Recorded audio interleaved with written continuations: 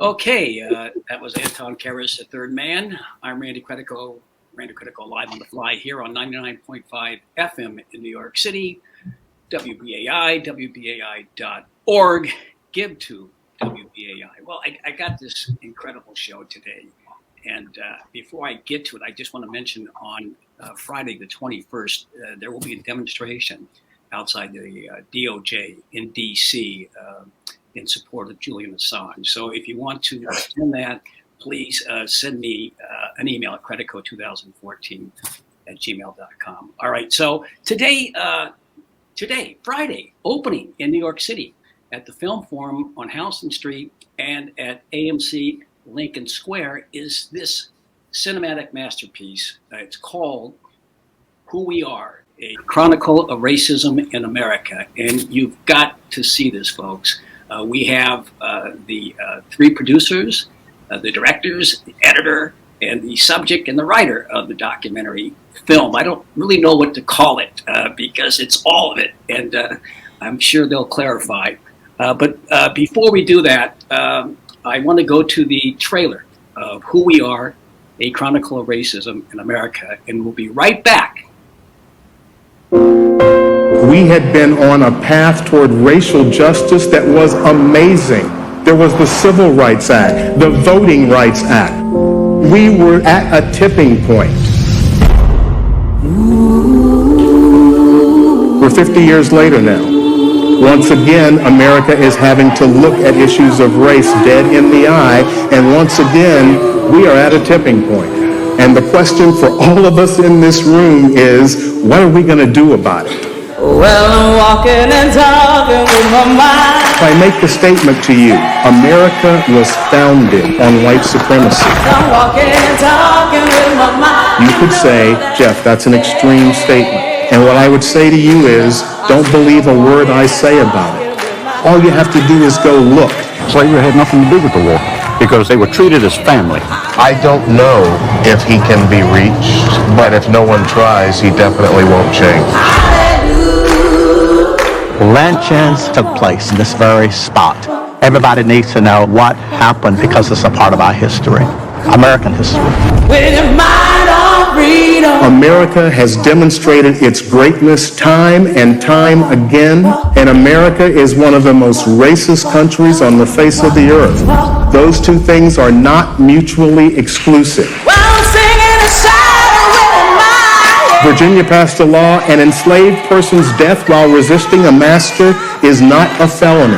Would you look at those words, please, and think about the videos you have seen in the past 10 years? Shots fired! It's still not a felony. Sing hallelujah. We want all Confederate memorabilia removed from our city. We have to save other lives. It's just too big of a story. Hallelujah. And this is who we are in America.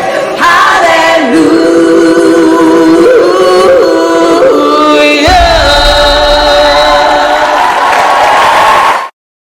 Okay, that's a trailer from Who We Are.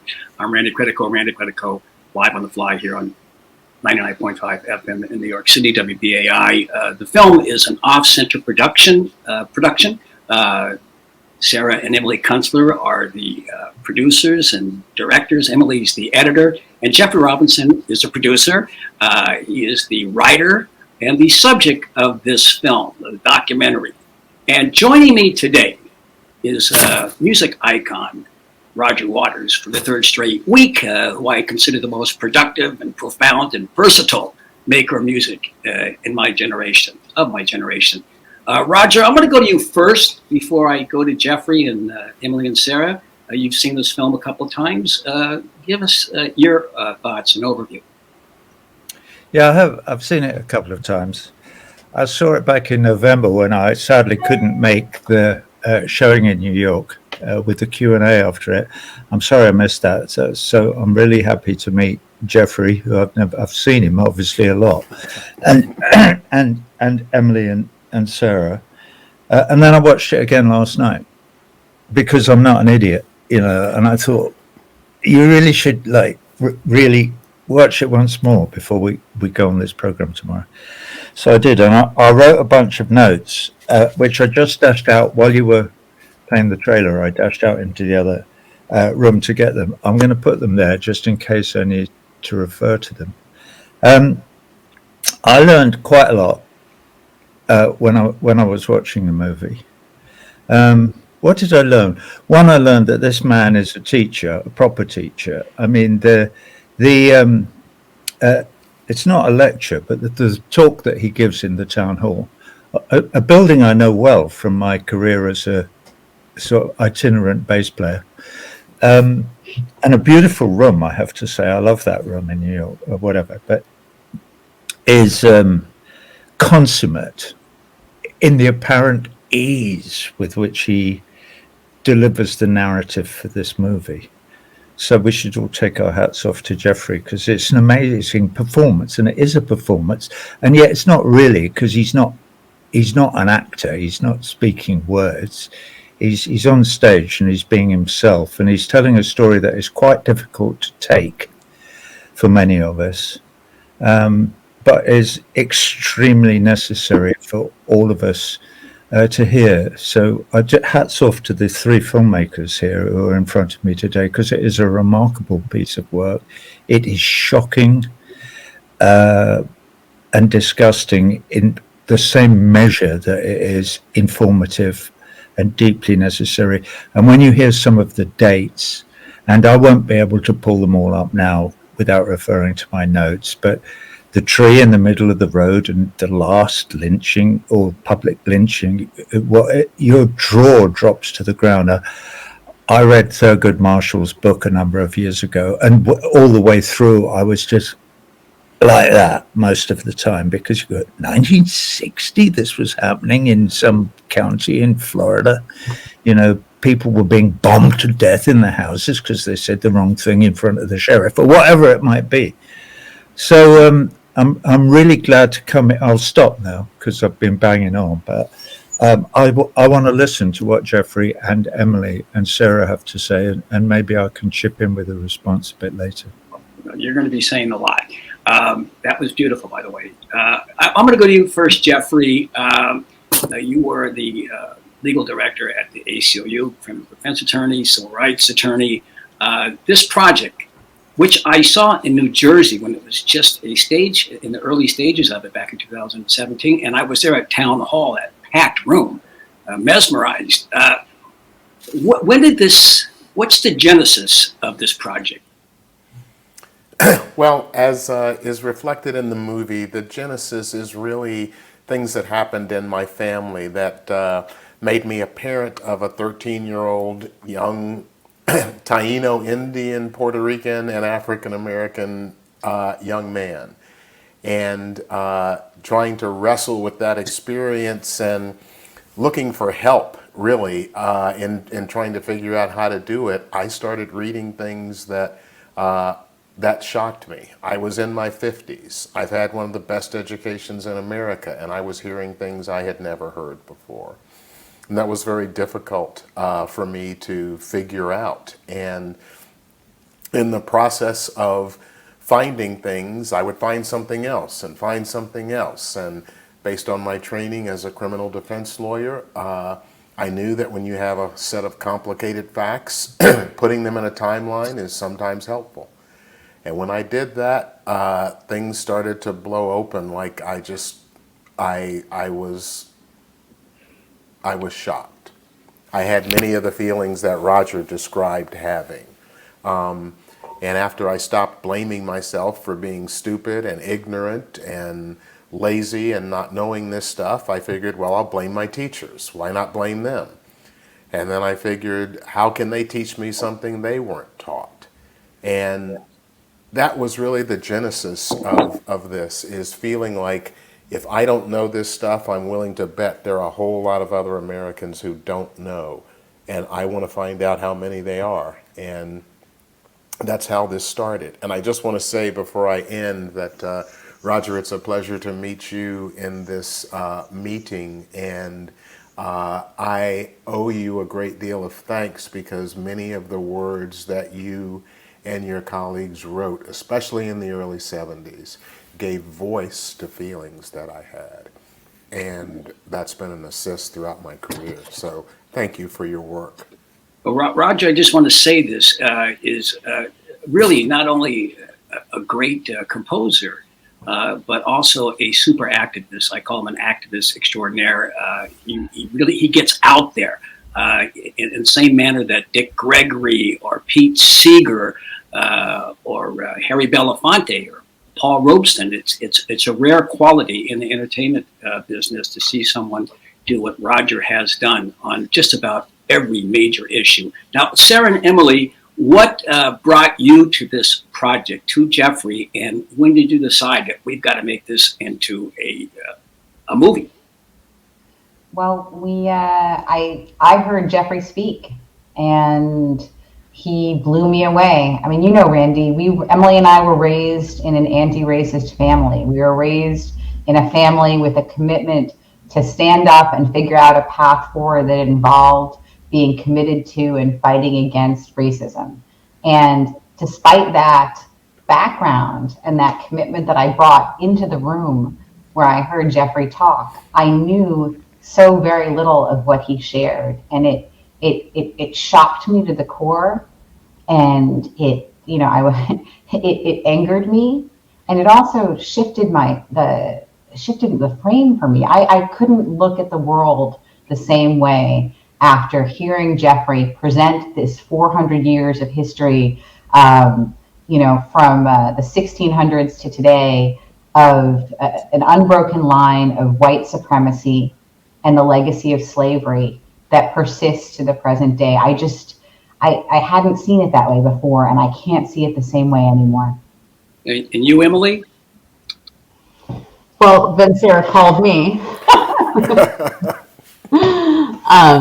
And it's essentially, as she likes to say, said, what are you going to do what are you doing for the next 5 years?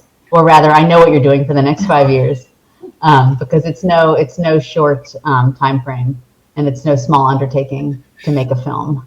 And then, the next step was to sell the idea to Jeffrey, right? I mean, it's this, we were so lucky to stumble on Jeffrey after he had done this 8 years of research. He basically built the backbone of this film before we ever met him.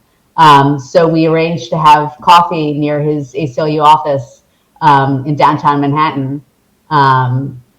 Jeff ordered a hot chocolate. Sarah and I both got lattes. And we sat there and told him we wanted to make a movie out of this. Through the process, we built trust with him, and he allowed us to come along with him on his journey. Right. Go ahead, Jeffrey. Well, Sarah and Emily contacted me, and I certainly knew the last name, and I knew the family and the legacy of their parents, but I needed to know them. And I talked to other criminal defense lawyers about Sarah, and that gave me a great deal of comfort. And I watched the film they made about their dad, and that gave me a great deal of comfort. And just talking with them about what I was trying to portray and how they could help do that in a much more powerful way, we built up a lot of trust with each other. And that's what I think makes this film so special. Many people are shocked to hear that, I am the owner of the film and had final editorial say in making the film. But this is the way that Sarah and Emily came to me, saying, this is work that you've done. We want to try and help you get your message out. We want to make it better and as powerful as we can, but we're not looking to change it. And that kind of respect was incredibly important. And so it went very quickly from who has editorial control to what do we think and what do our colleagues think is the best way to make this movie. And when I saw the first rough cut of the film, I will throw it back to Sarah and Emily. Sarah said her jaw dropped when she heard me speak. My jaw dropped when I saw the first cut of this film, because I had no idea what it could become beyond, what for me in my mind was something that started as a PowerPoint presentation I was giving on a bedroom sheet to my neighbors. Well, it's an incredible piece of work. I want to play a clip This is called Our Constitution. It's actually half the clip that I have, but this is very germane to where we are right now. Kelly, could you set that up? This is a Article 4, Section 2, no freedom for a runaway because slaves have to be returned to owners on demand. And people have said that the folks who wrote our Constitution were brilliant, and I agree with that. They were brilliant, and they were sneaky too, because they said, you know, somebody may try and amend the Constitution and get rid of Article 1, Section 9. So in Article 5, they said, you can't amend Article 1, Section 9 until 1808. This is how important the concept of white supremacy was to the people that founded the country. When they were talking about life, liberty, and the pursuit of happiness, they saw that as being completely consistent with enslaving people. All right, that's a clip from Who We Are. That was filmed at Town Hall back in 2018. Roger, you and I talked about this the other day when we were interviewing Craig Murray about the Founding Fathers. Why don't you riff on that little pastiche there? Riff. Yes. Oh, thanks, Randy. I always knew you were a friend, but I didn't know quite how. All right, you can ask a question. It's okay. This is all extemporaneous. Listen, it's you know, more things come up. As you know, I can only ever speak off the cuff because that's how I work. I'm not working, by the way. This is like leisure time for me. This is fun talking about this stuff. Why is it fun? And I'm sort of half serious about that. It's fun because it makes me think. And when something makes me think and feel at the same time, then that's what I yearn for, and this does. So a number of things come up, and I'll just spout them out. The first two things that come up is one is the image that plays constantly through the event in the theatre and through Emily and Sarah's work, which is the Sisyphus story, like the pushing of the rock up the hill and arriving at the tipping point, and then it rolling back down to the bottom again, which is reiterated 2 or 3 times during the movie. And I love the fact that happens because it's true, and not just the 3 times that in the movie it rolls back to the bottom, but the fact that at the end of the movie we get told, we're there now, this is it. Now, Black Lives Matter is all those people in all those streets, in all those cities, not just in the United States, but all over the world, pushing that rock slowly. All those football players in the English Premier League taking a knee every Saturday before they were all pushing it up to the top of the thing. And there it is teetering. And on the other side, of course, are the forces of evil. And what are they? There's a lot of talk about white imperialism through this thing. We just heard about it again, and about imperialism and slavery and the connections between. I actually adopted a phrase in my work about a year ago. I saw it in some weird TV show, and I can't remember what it was now, but these 2 words were put together and they stuck in my brain. I've been using it, and the 2 words are primal and disdain. So at the root of the white supremacist thing is this idea of primal disdain, and it's so deeply ingrained in people who've been sold the idea that they're somehow superior to other people for one reason or another, whether it's class, color, creed, nationality, religion, whatever. It doesn't really matter, but this primal disdain. But the point I was wanting to make about Sisyphus and the story, pushing the rock the hardest the other way, is the profit motive. All right. Oh no, there he goes again. He's going to start going all socialist on us and telling us that, yeah, I am. That's why do you think they bothered to put people human beings on ships and ship them across the Atlantic Ocean? For money, just for profit. There's nothing. It's actually, you don't have to feel superior to other people to use them in your machine to make money for you to put in your pocket to feather your nest. So when we're arriving at this tipping point now in this thing, it has to do with that as much as it has to do with anything else. it won't be until we accept the reality of that situation that's been there right from whenever it was, 1776, right from the beginning of the whole founding father bullshit and how they wrote all the laws and why they wrote them. They wrote them so they could continue to feather their nests until now and beyond, unless Jeffrey and Emily and Sarah and you and me get that rock to the top and push it down the other side and see what happens. And see what happens when people go, oh my goodness, I had no idea till I read Thurgood Marshall's book or saw this film or whatever. And oh my heaven, look at the connections staring you in the face.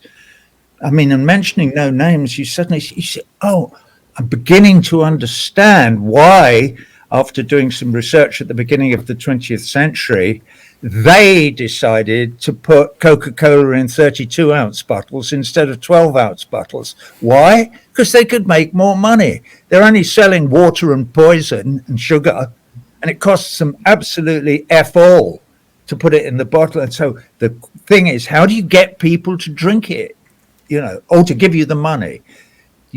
Because it's worth nothing, everything they give you is profit. And they do that, and it's really, really bad for them and makes them really overweight. It's you're killing them slowly to make money, to feather your net.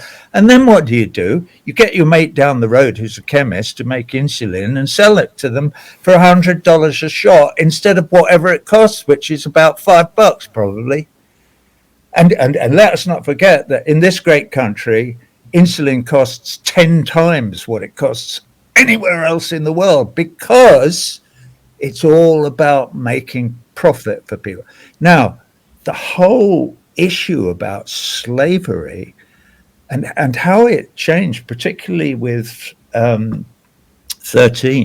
I loved that movie as well, by the way. That is a great documentary, 13, and we should all watch that as well. But the idea that the really important thing about the 13th Amendment was the phrase, save that he or she commit a crime.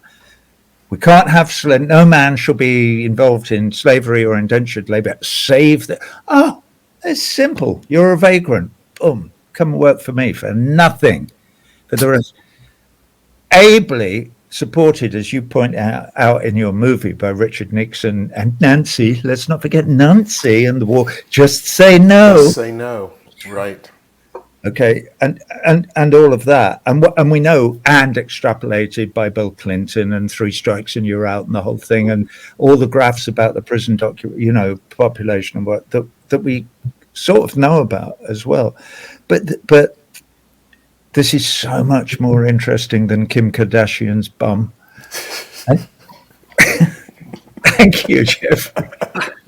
Well, you take my point. Yes. How could we persuade our brothers and sisters in the working population of the United States of America that you, Randy, are telling their story? And is this a story that they want to go on and into the next generation and the next generation and the next generation? Or do they want to rise up and go, no, this is bullshit. And I know they do. You know how I know? I'm not really one of them. I'm one of the ones who got lucky, like Jeffrey talks about how lucky he was having his parents who were like, desperately wanted him to have an interesting life. I had a mother a bit like that. She was always banging on at me about how I had to get an education. Why? Because she had friends her age who didn't, and they ended up selling, Hoovers or something door to door and were miserable most of their lives because why would that be interesting? With all, due respect to salesmen everywhere. And so there's something to be said for education, but this is what this is what your film is, and it's such an important piece. And happily, you are not alone.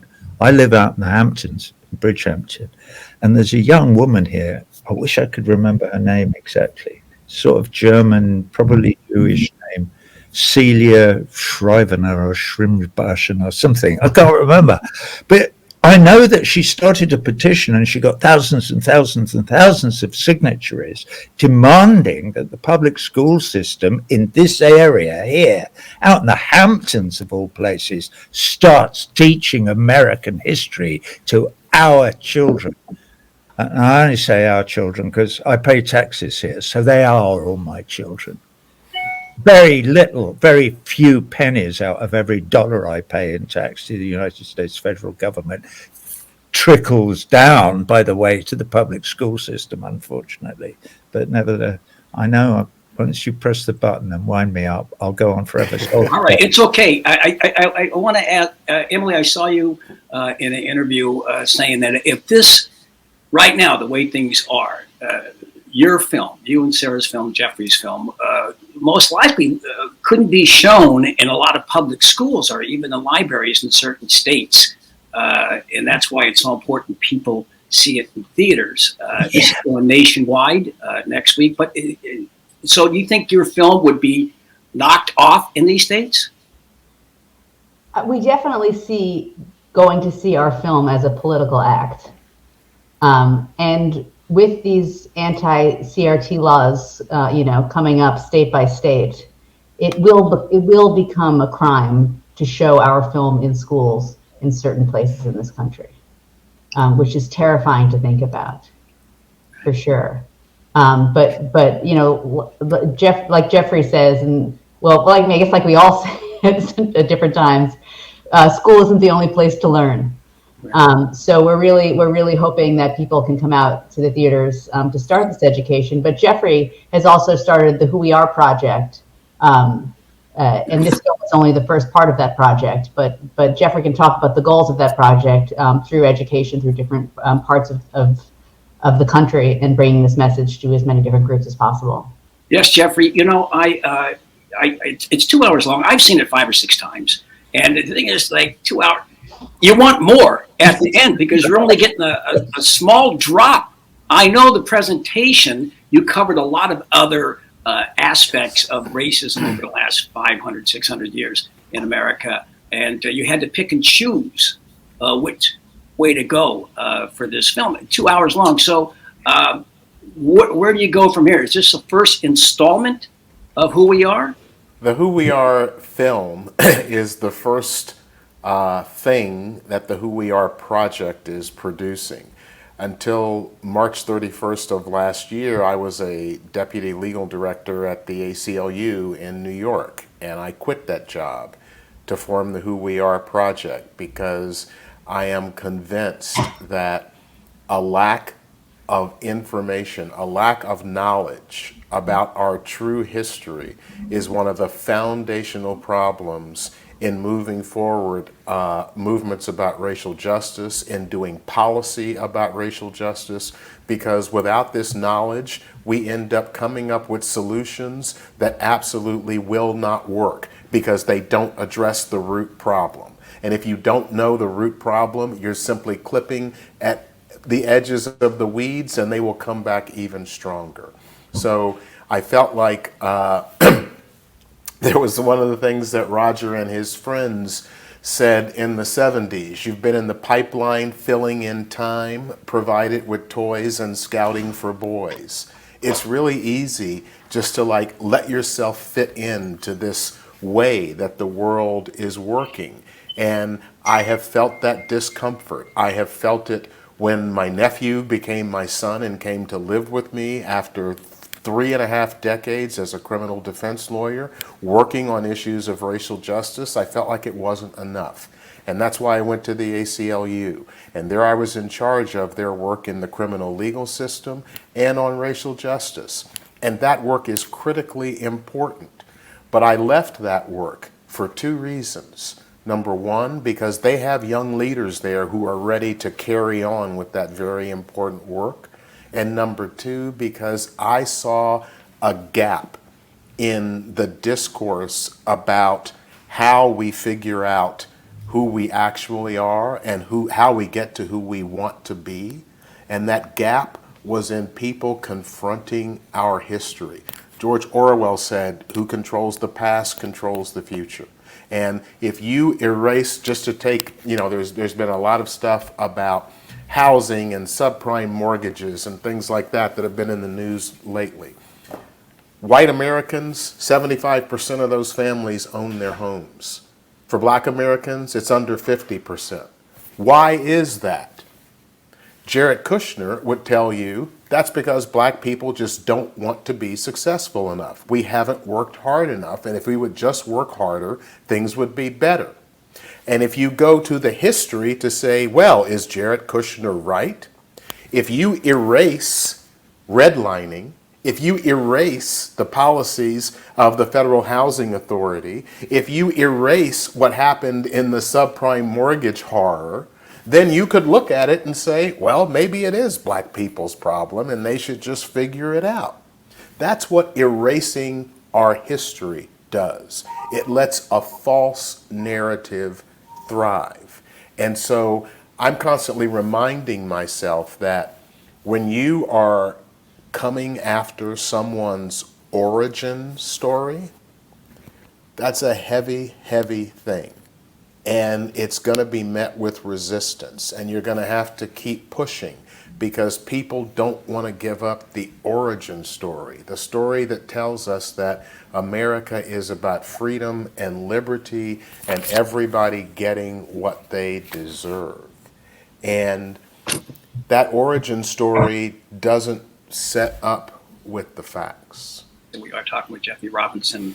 My co-host is Roger Waters, also the producers and director of the film, Emily Kunstler, and editor, and Sarah Kunstler, producer and co-director. What I'd like to do right now is play another clip from the film. It's called Who We Are, by the way, Chronicle of Racism in America, and it opens today at the Film Forum on Houston Street and at AMC Lincoln Square. And Emily, Sarah, and Jeffrey will be there for the 4:30 showing and the 7:30 showing today for a Q&A session.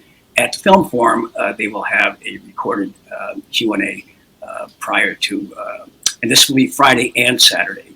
And so I want everybody to get a ticket, go down there and watch this. And if you can't make it, buy a ticket anyway, because we need as many people to show their support for this film, Who We Are.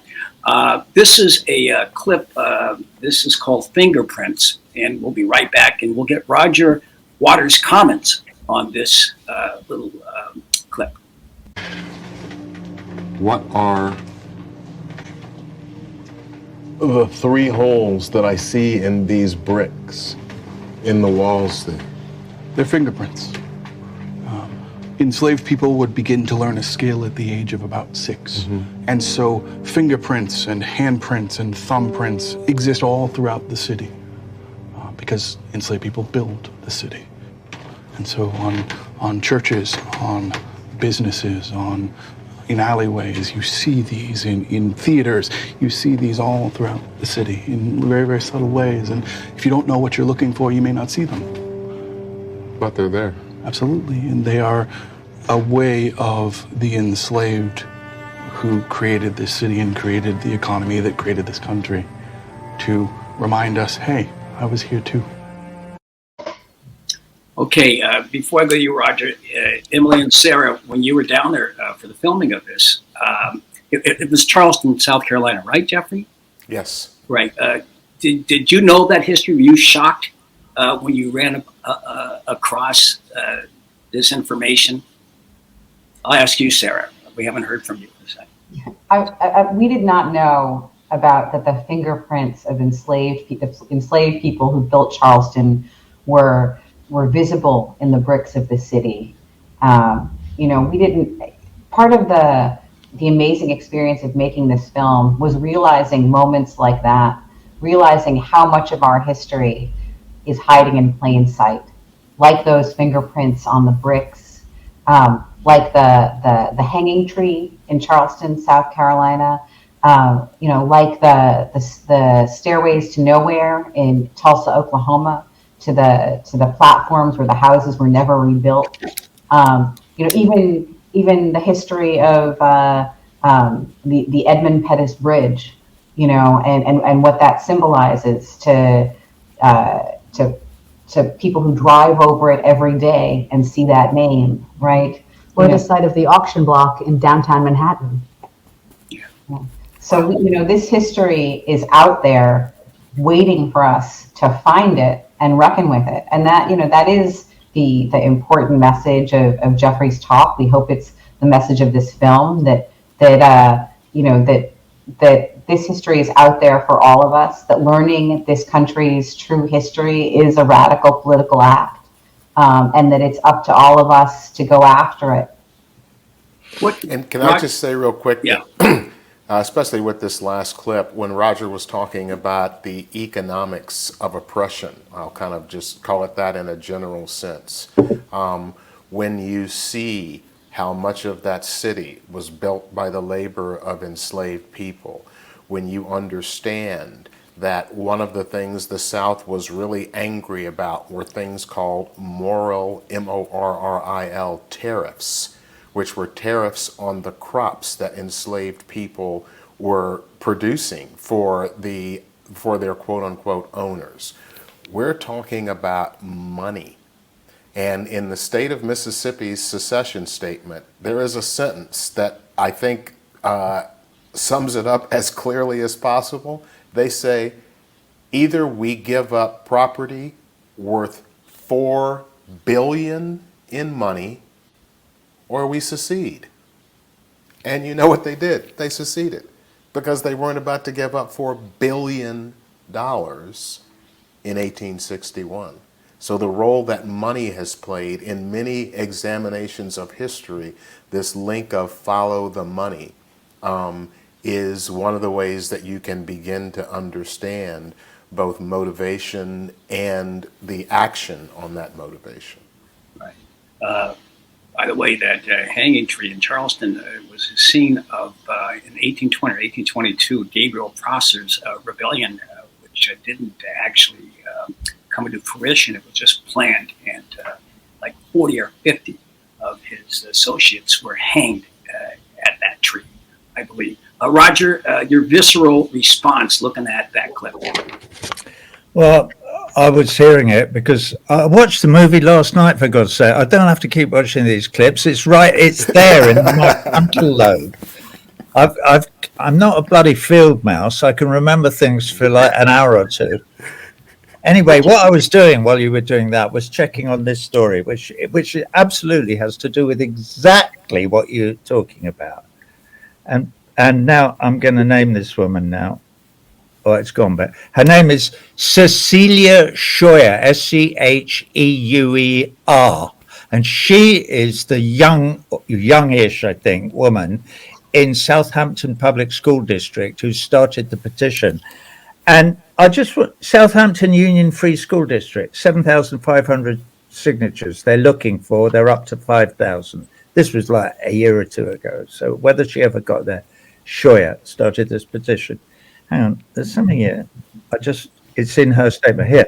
Implement a culturally relevant, this is item 1 in her demands, relevant curriculum, which includes a mandatory racial studies class as a graduation requirement. The class should be taught by one black faculty member and one white faculty member, so as to put different lived experience in direct conversation with each other and guide students on how appropriately to do so, understanding and engaging in self-reflection. And it goes on for paragraph after paragraph about learning the fucking history of the United States of America. And Cecilia, I've outed you now. You'll never be able to go to the tennis club again, whatever that bloody club is called, with all those grass courts down the end of First Neck Lane. Anyway, I know what it's called, I just can't remember at the moment. But I admire this woman. I've never met her, but she grew up here. I've seen photographs of her with a tennis racket or whatever, and I'm thinking, this is, this movie, when I was 9 years old, which is when Ivanhoe came out in the cinemas. Speaking of films, now there was a film, Ivanhoe. Anyway, it doesn't matter. I've forgotten who was in it. Probably Richard Todd, someone like that. We were given the day of school one day. And where did we go? We went to the cinema. Why? Because they showed the coronation and the climbing of Everest. Well, in my view, they should show this film on a national holiday one. What about Martin Luther King Day? All schools closed, everybody goes to the cinema, and they show this film, your film, Emily and Sarah and Jeffrey. And Cecilia Shower, she will be there in Southampton, shepherding all the children into the cinema. We sit them all down in rows and go, there you are, watch this. And then we'll go back to school and we'll talk about it. Right. And you will all go, my dad said, I mean, I'm sorry to do a weird accent, you know, but this kid's dad was probably one of those arseholes driving in a pickup truck with a you know, Confederate flag flying off the back and big signs that went Trump 2020 on it, and it'll happen again in 2024, and they may win. And that is why I want to divert this conversation very slightly to how do we get this film in front of people, and how do we fight the insidious nature of the lawfare that is going on. For another of my pet peeves, or not peeves, but my bits of activism is about BDS, which is fighting for Palestinian rights. And they're in 22 states in this union. Local government is putting laws through state legislature to outlaw the boycott of the state of Israel, which, as we all know, is racist and apartheid. But and a perfectly legitimate target, in my view, obviously, because I'm on that side of the argument, for boycott. But whatever side you are of the argument, boycott should just be, yep, that's okay. No, we signed off on that 200 years ago. It's something that is absolutely nailed into our consciousness as free colonists in the United States of America. But is it? No, it isn't. That boat came out yesterday in Texas, some GOP legislature of some kind, and started arguing that they should make a law that said, if you're talking about the Third Reich, you must be impartial. What? What? Are you fucking insane? What? Really? I mean, how crazy is that? And yet it's there, and he may well get that law past the Texas state legislature, to the eternal shame, not just of Texas and all those cows, but of all of us. You know, it's we're all grinning and laughing like lunatics because it's funny, it's hysterically funny, but it's not really funny at all. And it's no funnier than trying to illegalize using boycott as a tool of nonviolent protest. What is going on in this country? What is going on is that we are being taken over by Bill Gates and Mark Zuckerberg and Jeff Bezos and a few other oligarchs and idiots like Donald Trump and whoever it might be. Anybody who supports the idea that it's okay to enslave people if you say they've committed a crime. That's why there are millions and millions and millions of black men some white men as well, in prisons all over the United States, working for them to feather their nests and fill their pockets. And it's all done on the basis of the fact that actually after the Civil War, they did not deal with civil rights. They did not deal with looking at the whole idea that one group of people, i.e. white landowners, are legitimately using the idea of primal disdain to enslave and economically use fellow human beings, working them to their death, generation after generation after generation after, denying them any sense of any human right at all. And so, should we be looking at this like your film, you three guys? Absolutely we should, because if not, we're faced with another 100 years or however long this small, fragile, flimsy planet lasts in the hands of these arseholes, because they are killing us all. They are killing us as sure as eggs is eggs. I know I'm drifting off the subject. It's just It is a very difficult time right now because we see so much happening, and you see January 6th, and you see people screaming at school board meetings. And I hate to do this, Roger, but I told you that, you know, some of the things that you and your colleagues wrote just resonated with me.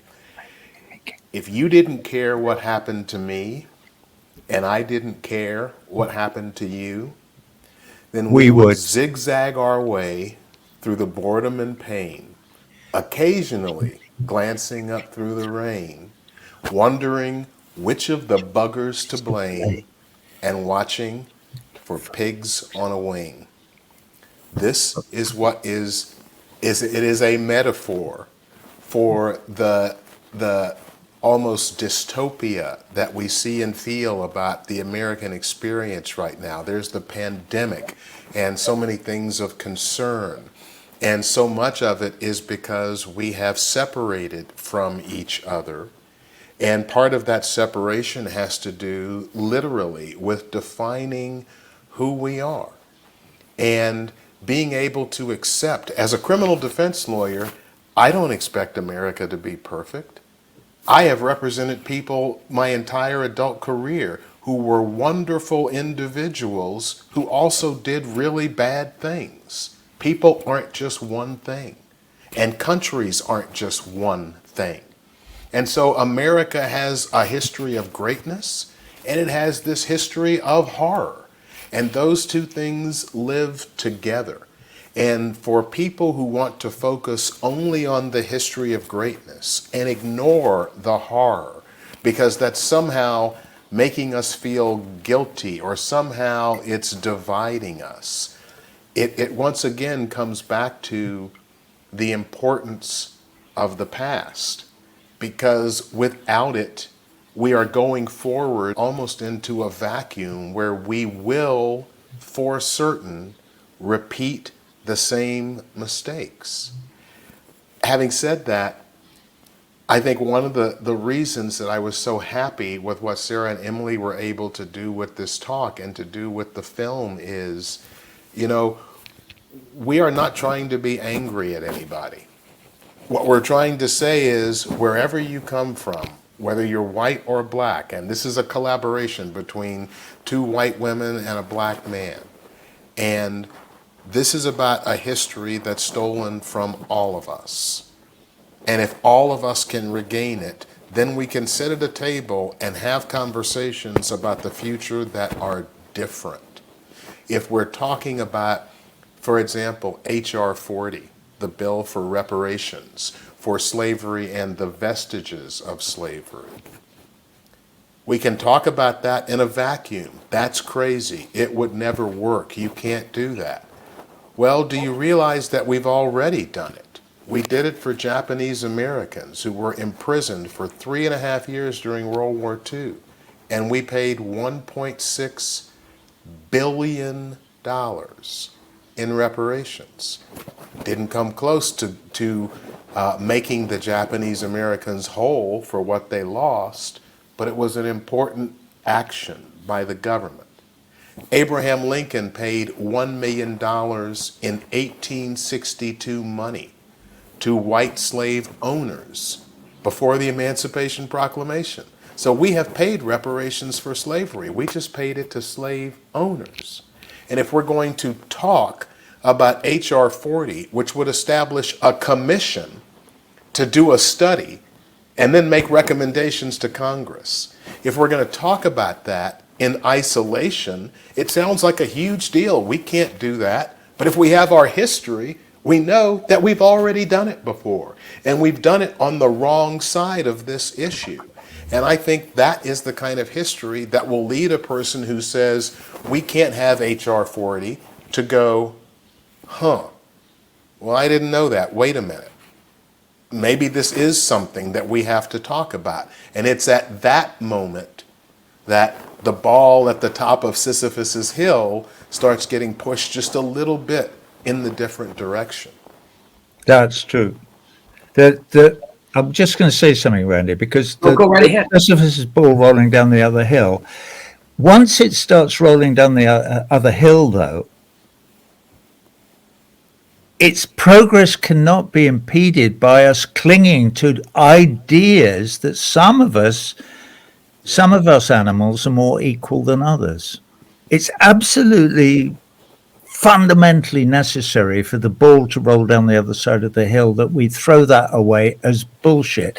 And I know that Emily and Sarah and Jeffrey are quite right that this is something that is clung to deep in the DNA of millions and millions of people, not just who live in this country, but European stock all over the world. The whole settler colonialist experiment all over the world sort of is stuck with this thing, and it's killing them.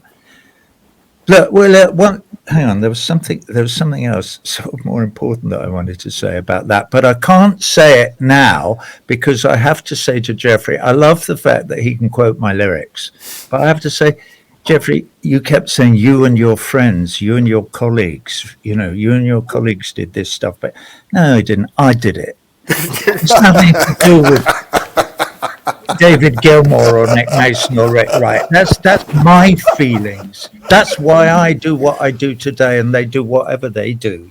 Right. Well, one of them's dead, bless him. Rick is no longer with us, and Nick collects cars and blah blah blah. And David, I've no idea. We don't have much to do with it. David did his damnedest all those years to stop me doing that work. That's why I left it. Right, I finished that speech. Let's talk about Sisyphus again and the ball rolling down there. I just think there'll be one or two people watching who will go, did you hear what I just said? Well, maybe. I forgot. I've lost my track now. You see, you've stirred me up and you've pushed me down a different... But I am listening to you about HR, whatever the bill is. Oh, I know what I was going to say. I'm involved locally here with the Shinnecock Nation. And I promise you that don't tell any of my neighbors. But the end of the work that I'm doing with really close friends that I've got in the Shinnecock Nation, particularly in the Graves Protection end of the operation, and also a wonderful man here who runs something called the Peconic Land Trust, we talk about, and I talk to young lawyers at the Nation, we talk about exactly what you're talking about, because it does apply to Native Americans as well as to the enslaved people who were brought over from Africa during those hundreds of years. And although I, in my lifetime, don't expect to see anything happen really much, things slowly are beginning to change, even on that issue. Oh my God, did we really do that? Is that who we are? Is that what we did? Because that's the other big, can't go there, not going to have that conversation.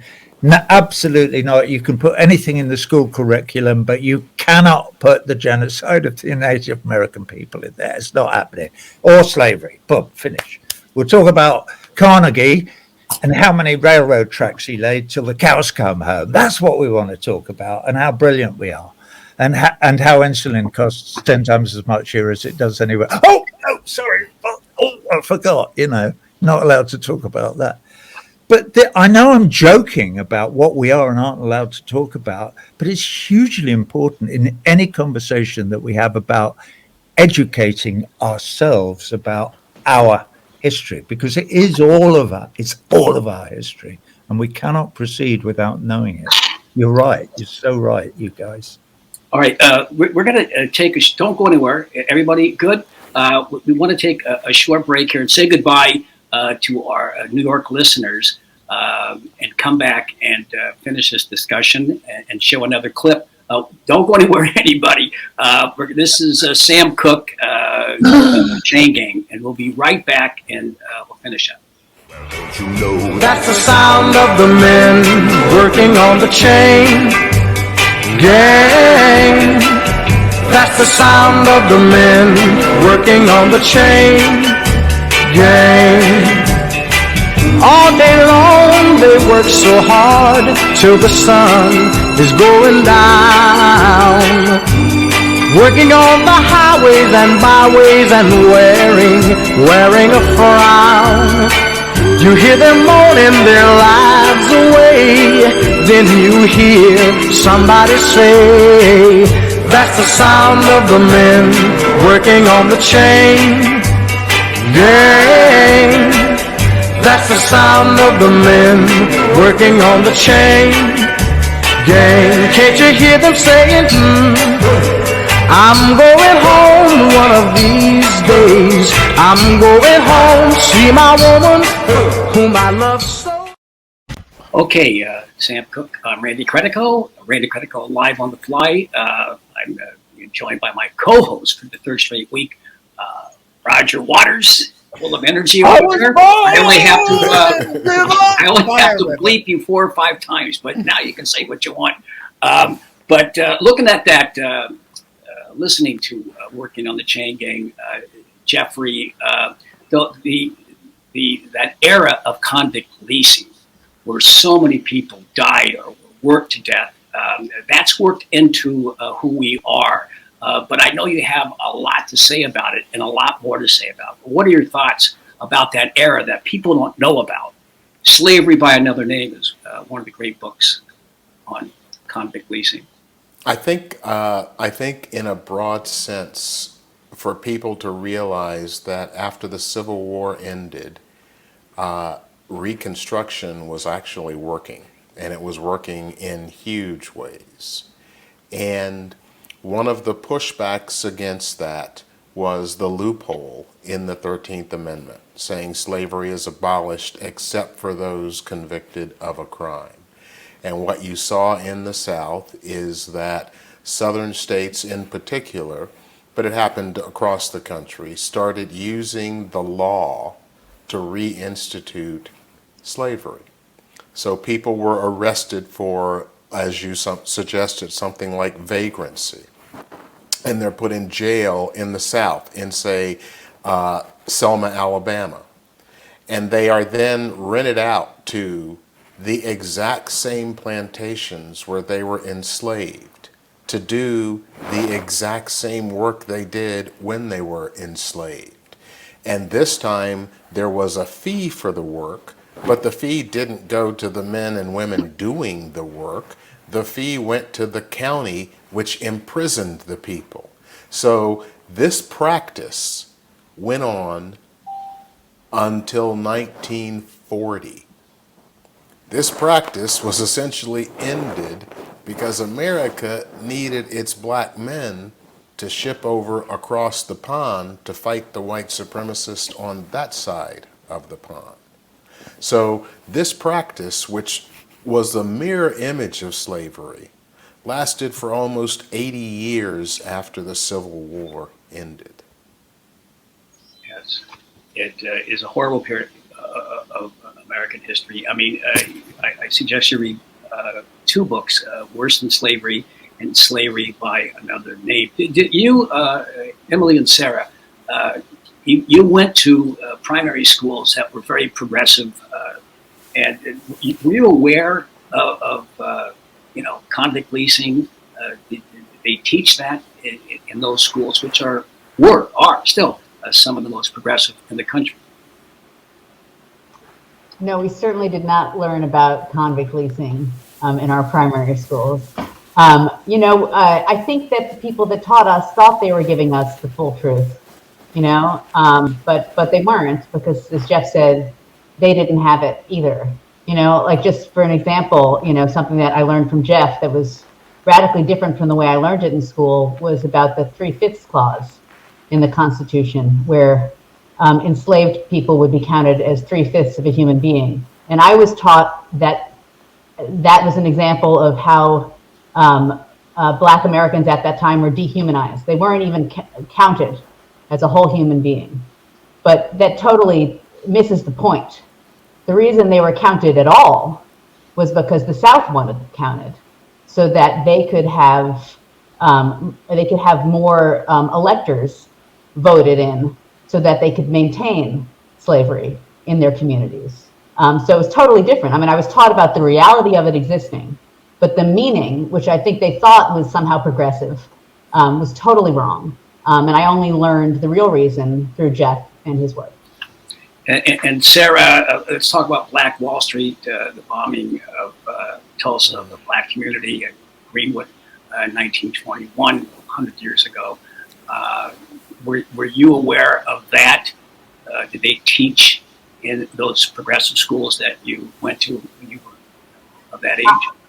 I was not aware of the Tulsa massacre until I heard Jeffrey's talk. I will say that in the years since I've heard, and that was in May of 2017, in the years since I heard Jeffrey's talk, the Tulsa massacre has become, nationally, if not internationally known. The 100th anniversary of that massacre recently passed. There was an effort to dig up the sites where they believe mass graves were and locate the bodies of the victims of the massacre. One thing many people don't know today, however, is that the effort to locate the mass graves in Tulsa has ended. So this is not a victory story. This is a story of a second cover-up. While the mayor of Tulsa, Oklahoma was initially, at least in a public sense, proclaimed his interest in digging up and confronting this history, it got to be too much. It was taking too much attention, too much money, too much time. It was too much of a national story. So quietly, after all the news cameras went away, after the 100th anniversary, they closed all the excavation sites. And this, regrettably, what really happened in Tulsa, the number of people killed, where all the bodies are buried, may never be known unless there's another public outcry about this second cover-up. Roger, I know you have a lot of notes there. No, I don't. I haven't referred to the notes I took last night. Later, I knew that. Two things. One is clearly that if that, and I'm sure that is true about Tulsa. I was there quite recently. I rehearsed there before I did Desert Trip and then went on my House and Them tour. So, but I knew nothing really about Tulsa. You don't. It's like Tulsa or Oklahoma. Who cares? Well, obviously, you care, and I do more now that I've seen your movie and whatever. And I completely it's a bit like though. It's like saying, well, we're not going to do that anymore because it's not in line with the objectives of the Rotary Club or the local Chamber of Commerce or whatever. Come on, let's not do that. I've been watching old reruns of The Wire about Baltimore, and one of the things that's interesting about that series, and there are a number of things that are interesting because it's like 20 or 30 years old now, but is that it's all tied up in the local government, politics and oiling the wheels, because that's all that local politics is about, right? So that's one thing. So that's sort of fascinating, and I wish I was surprised that local government in Tulsa has said, no, we don't want to talk about that anymore. Let's get on with rebuilding and making money. So that's one thing. The other thing is, isn't it interesting? And as I understood Sarah, is the 3/5 of a human being thing about that the owner of the 3/5 of a human being could use that 3/5 to vote however he wanted, the slave owner. Is that true or not? I've no idea. Jeff can answer this for you. The way it worked is that the Article 1, I can't remember, Article 1, Section 2, I think, said each black person will be counted as 3/5 of a human being. Then you go down a couple of other articles, and what they say is the population will be used to determine how many representatives you get in Congress and how many votes you get in the Electoral College. So it's gerrymandering. There is a letter from, I can't remember which of the founding fathers it is now, who talked about over 100,000 enslaved people in Virginia.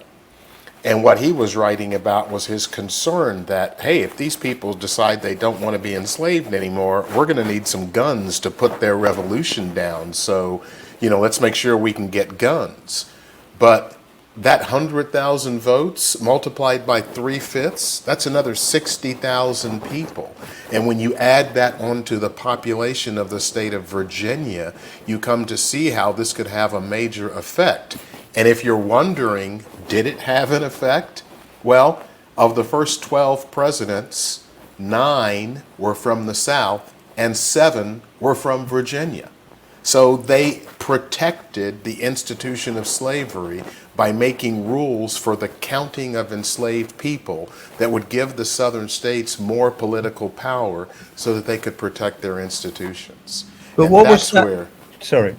that's where I was saying that they were smart and they were also tricky, What because was- that was a brilliant move. Yeah, what was the thing in your film, which I remember from last night, which the number of votes cast in one of the early elections after the, quote, emancipation of the slaves, and then it dropped off from a In big Louisiana, number to a at tiny. the very end of the 19th century, I think it was 1896, there were about 130 plus registered black voters in the state, and 2 years later, in 1898, it was just over 5,000.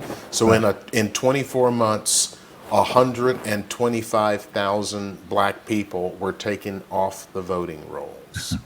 And, you know, that's a pretty clear indication. If you're just looking at that fact, it is hard to look at that fact and conclude anything but this was a systemic effort to eliminate the black vote in Louisiana, and it worked.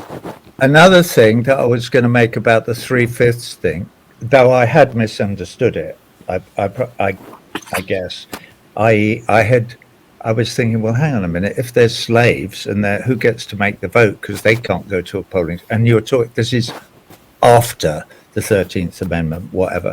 But it happened, I happened to think, let's look at our ball rolling down the other side of the hill after we've all pushed it to the top.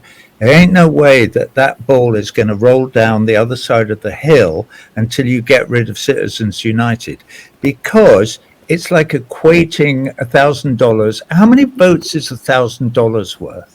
I've no idea. I haven't done the math. I wouldn't have access to that information. But money is directly related to votes in what you lot, and I'm not an American, so I can exclude myself from this, call democracy, and obviously isn't. Nothing even faintly close to the idea of the will of the people affecting policy in any way. It's nothing to do with it. And after Citizens United, it's like just carte blanche. You know, if you're very rich, you can buy the government, and that's the end of it. End of story. I know I'm oversimplifying, but not much. Okay, Randy. we've alluded to the tipping point, and this we've been waiting to play this clip, Tipping Point, from the film Who We Are, A Chronicle of Racism in America, opens tonight at the wonderful theater Film Forum, and also AMC and Uptown at what's the name of the theater up there? It's Lincoln Square. All right, so that opens tonight. But let's play this clip from Who We Are. This is called Tipping Point. I was 11 years old in 1968, and to my young eyes, we had been on a path toward racial justice that was amazing. There was the Civil Rights Act, the Voting Rights Act. We were winning on buses and at lunch counters. We were seemingly, to me, at a tipping point where we were either going to roll forward with this incredible momentum on racial justice, or we could roll back. And then April 4th happened, and King got shot in the neck, and it felt like the whole thing just rolled back. Because then came Richard Nixon and the war on drugs. We're 50 years later now, and once again, young activists in America are making Americans take a look in the mirror in terms of our true history of race and racial prejudice. Once again, the young activists are calling us to account. Once again, America is having to look at issues of race dead in the eye. And once again, we are at a tipping point. And the question for all of us in this room is, what are we going to do about it? All right, tipping point. That is from Who We Are, the Chronicle of Racism America, opening tonight. We'll be here for the next week, maybe 2 weeks, at Lincoln Square, Upper West Side, and also at the Film Forum on Houston Street. I look at that in our closing time that we have here. Jeffrey, that was 2018. That speech was made in 2018. It's incorporated into Who We Are. You think that is concurrent? Are your thoughts the same, that we are at that point now, or have we gone backwards in those 3 years? I think tipping points in the history of a country that's 400 years old in its colonial and constitutional form, those tipping points take more than a day, a month, or even a year. They're often a decade long, maybe even longer. And we are in the middle of a tipping point that has been rolling us to that precipice, rolling us to that critical point for some time. And it is unclear to me which way the ball is going to roll this time. But I think this is literally America's last and best chance at true racial justice as most people could envision it. Because if we roll back this time, I don't know what we're rolling back to. And if we roll back, I don't know how long it will take to dig out of that hole. So I feel like if there was ever a time where, if you're thinking, I may want to get behind something, this is the time to do it, because I think it's a critical time in American history. Well, the same question to you, Emily. I mean, you and Sarah have done so many films addressing the issue of racism, the Tulia, Scenes from the Drug War, and the one on your father, Disturbing the Universe. I mean, what drives the two of you to continue? I mean, do you ever feel dismayed and like, we're going nowhere with all of this? Or what's the spark? What's the catalyst that drives the two of you? Filmmaking is our form of activism, I'm sure Roger can talk about art as a tool for activism too. But we think that bringing real stories, from the mouths of people who've had that lived experience, to large audiences can change hearts and minds. Does it make all the difference? No. Everybody really needs to join this fight in order for it to make real difference. I think for Sarah and I, and what we learned from our parents, is that you have to find strength in the work itself, in individual connections you make, in people that you see changed, in the bonds that you form in the process of doing work like this, in the relationships that we've built with Jeff and the whole team, and our pledge to each other to continue to work together with this common goal and this common mission. But there are dark days and there are encouraging days. And I don't think that you can rest on any victories, because if you do, then you've stopped working. And it's a constant effort in order to produce change and then maintain the change that you've worked so hard to produce. And you, Sarah. And Sarah, I just want to say first, you're also a criminal defense attorney, and you've been in the trenches forever. And I know that 95% of the people that you represent are, poor people of color. Does it ever this is a hopeless cause? I mean, making the films and working in the courtrooms. Are you discouraged or encouraged? Well, Randy, I think Emily gave a great answer, and I actually think that may need to be a conversation for another day, because Jeff is already 10 minutes late for his next. Okay, well. So let me just say this on this topic, because I do have to go, but this is a fight. It is a fight that is continual. And I just want to say thank you, Roger, because You say this hill's too steep to climb. Chiding. You say you'd like to see me try. Climbing. Well, you pick the place and I'll choose the time. And I'll climb in my own way. Just wait a while for the right day. And as I rise above the tree line and the clouds, I look down and hear the sound of the things you said today. So if you are daring me to climb this hill because it is too hard, my response is, I'll see you at the top. All right. Well, Jeffrey, we're going to let you go. That was beautiful. Roger, I'm going to give you the last word here, and Jeffrey has to go. Go ahead. And Roger, you get the last word. No, I think Jeffrey's last word is the last word. This is nothing to do, well, it is something to do with me, but I am part of these three great people's choir. I'm not going to pontificate at this point. Jeffrey, thank you so much for quoting my lyrics then.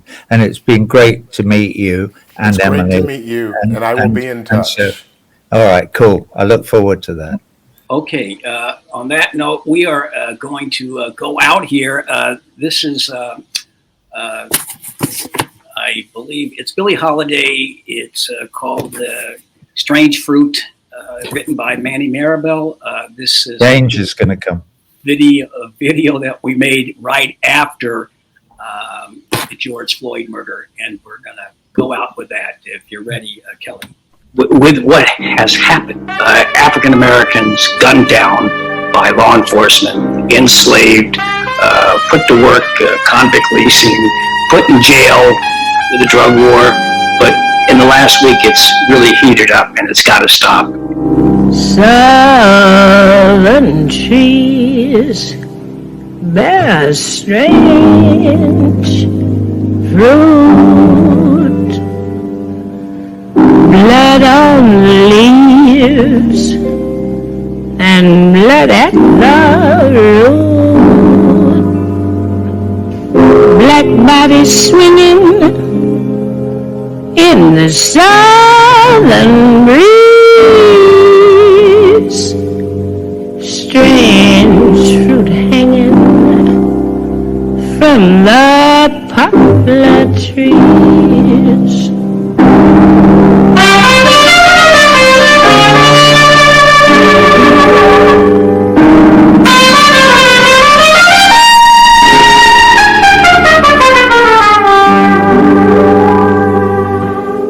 Pastoral scene of the gallant South, the bulging eyes and the twisted mouth, scent of magnolia, sweet and fresh.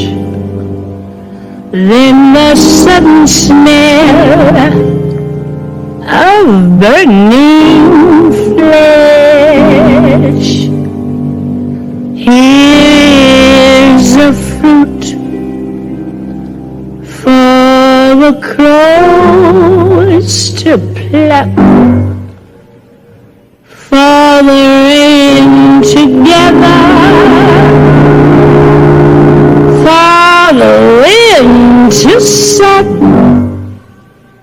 for the sun to wrap,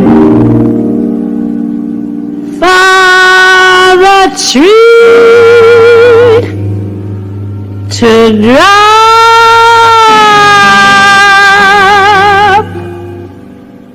Here's a strange and bitter